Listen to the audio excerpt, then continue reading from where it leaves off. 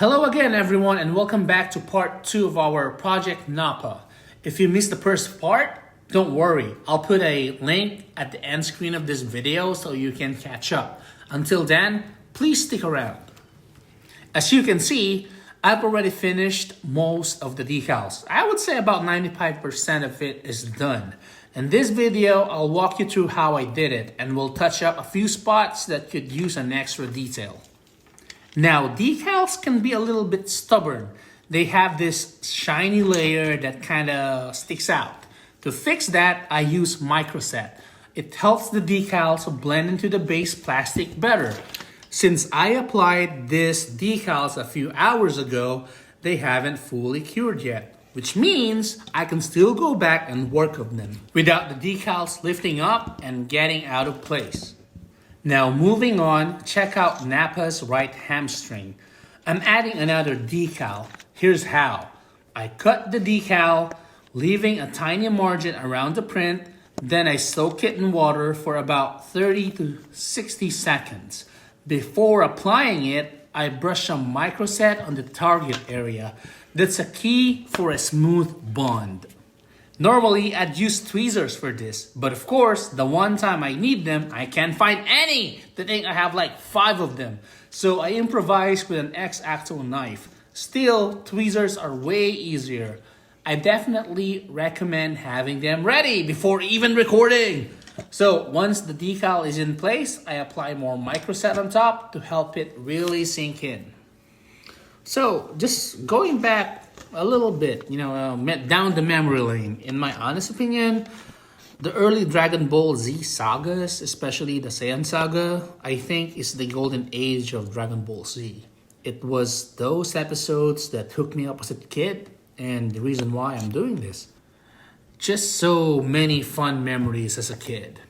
Moving on, we're gonna be hitting Nappa's right elbow. While the decal soaks, I prep the spot with microset. And here's another tip. Always have a paper towel handy. It's practically a requirement for blotting out excess water before you press the decal on. Trust me, it'll save you a lot of frustration. After applications, I let the decals cure overnight. About 12 hours should do. For fine details, I use these micron markers. I'll drop the link. Maybe check the descriptions or comments below. I grabbed mine from Amazon. They come in different sizes. The higher the number, the bolder the line. My favorite is this ultra fine 005. But before I use them, I always make sure my figures are clean. Like I said in the first part of the video, I rub them with rubbing alcohol to remove oils and other dirt. And after that, after using the micron marker, be sure to seal everything with whatever your choice of sealant is. Me personally, and I don't endorse it. I'm not being paid to endorse it. I just find it very helpful. I use Mr. Hobby Flat Clear. I usually go 2 to 3 coats with say around 30-minute intervals. By the way, I print my own decals on a aqua clear transparent paper. I have my own white toner printer. But if you like to buy your own, you can avail of it. I think it's available on AliExpress. And also, this microset thing, it smells exactly like vinegar. Could you substitute it with vinegar? Maybe, I don't know. I haven't tried it myself. If you have, let me know in the comments how it turned out and maybe we can save a lot of money. So here's Nappa, almost ready for his final coat. Once that cured, we'll do some posing and photo sessions.